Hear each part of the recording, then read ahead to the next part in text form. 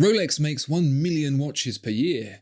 It's sold out everywhere. It generates billions of views and billions of dollars. We are all obsessed with it. Why?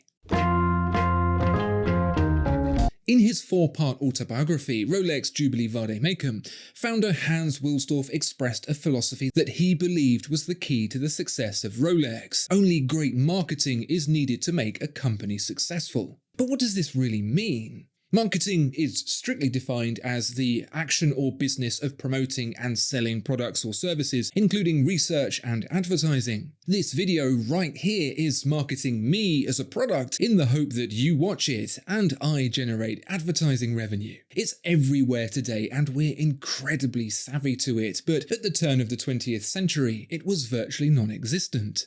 Time and money weren't particularly plentiful. Consumerism was in its nascence. Goods were produced locally to supply basic needs rather than wants. A watch, for example, was built to tell the time and rarely featured more than the name of the man who made it, if even that. The idea of brand was incredibly basic. You had 3 choices: be cheaper than the next guy, better quality, or more innovative. For the customer, that notion was easy to grasp and even easier to interpolate. For Hans Wilsdorf, looking to sell watches to the British public in 1905, he did not have the option to provide any of those benefits. He could not produce at scale to provide affordability, and did not have the skill set to manufacture quality or innovation either. What he did know how to do was convince people that those things were true, even when they were not. Understanding this requires some recalibration of how you know things to be. We see watch adverts on an almost daily basis, but at the beginning of Rolex, this just didn't happen. Sure, you saw adverts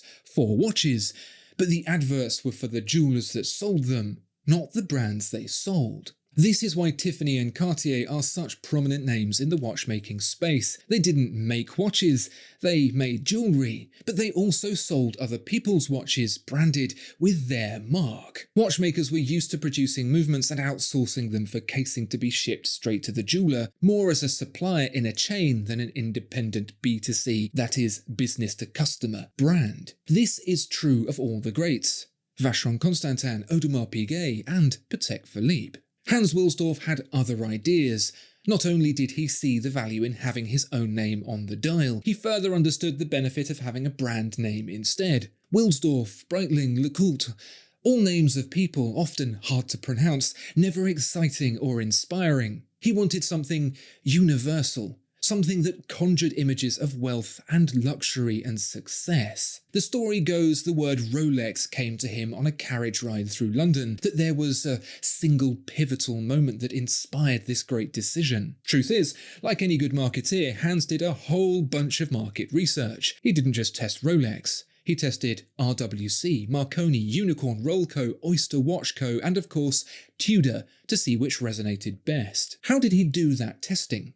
Well, in the early days, the jewelers he supplied either wanted their names, Wilsdorf's own name, or nothing on the dials, and so Hans took to sneaking in Rolex-branded watches into batches he sent out, risking them being returned or unpaid for in the hope of building familiarity with the end customer. If he could earn a reputation with them and be free of his dependency on the jewelers, phase 2 of his plan could kick in. This is where his foresight really stood out. Rolex famously claims a number of different pivotal moments in watchmaking history which are almost entirely untrue. We'll start with the inciting incident into Rolex's rise to fame, the creation of the world's first chronometer-rated wristwatch. Chronometer rating or certification is the proof of a threshold of accuracy achieved by a watch, often awarded by prominent observatories where timekeeping was most accurately recorded. Is it true that the first wristwatch to be chronometer certified, both in 1910 with Swiss certification and again in 1914 by Kew Observatory, was supplied by Rolex? Yes, very much so. Did Rolex create a watch from scratch with the express purpose of getting certified? No.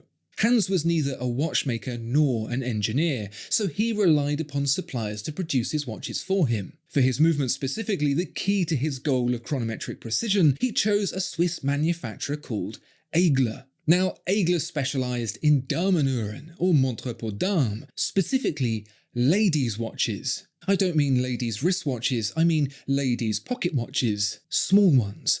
Ones with movements small enough to fit inside a wristwatch. Aigler used lever escapements which were well made and nicely accurate enough, as it happened, to be chronometer rated. Chronometer rating a pocket watch was no big deal back then. The threshold for becoming chronometer certified was leagues away from competing to make the most accurate watch, like it still is today. The Aigler movement was nothing special, but in a case with lugs and a strap, it was something that no one had ever bothered doing before because nobody cared about wristwatches. Wilsdorf got there first, before it was cool. But like he tested many different names, Hans didn't rely on chronometer rating to set his brand Rolex apart. Mercedes Gleitz, a German immigrant and language specialist like Wilsdorf, was the perfect ambassador for his next endeavour, the waterproof wristwatch. Gleitz swam the English Channel wearing a Rolex Oyster, which successfully remained dry inside, a fact noted by the press who'd attended the record-breaking swim. It was Rolex's, and perhaps the industry's,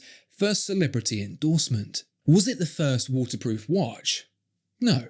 Waterproof pocket watches had existed since at least 1851, where one had been proudly displayed submerged in a globe full of fish at the London Great Exhibition. Not only did the Rolex Oyster employ the same technology used in that pocket watch, it also made use of a patent for a screw-down crown Wilsdorf had purchased a year earlier. So it wasn't the first waterproof watch, but what about wristwatch? Well, a decade before the Oyster, Brooke & Son released a waterproof watch designed at the request of two British naval commanders that firmly beat the Oyster to it. The name of that watch?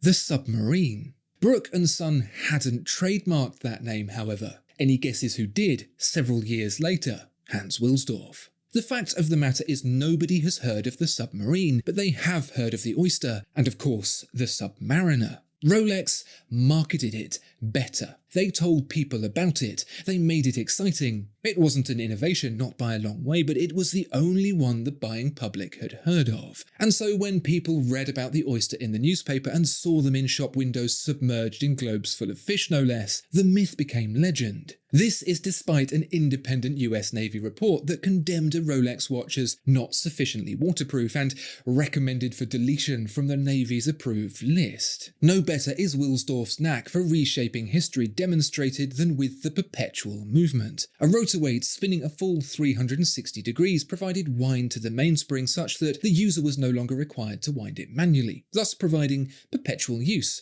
when worn. Same story. Not only was the first automatic Perpetual watch brought about in the 18th century in a pocket watch, but the first self-winding wristwatch was also created some 5 years before Rolex's. It was Harwood to whom Hans Wilsdorf was required to publicly apologise. In the Sunday Express, Wilsdorf wrote, "Mr. John Harwood was the inventor of the first self-winding wristwatch, and we apologise for any injury to his feelings."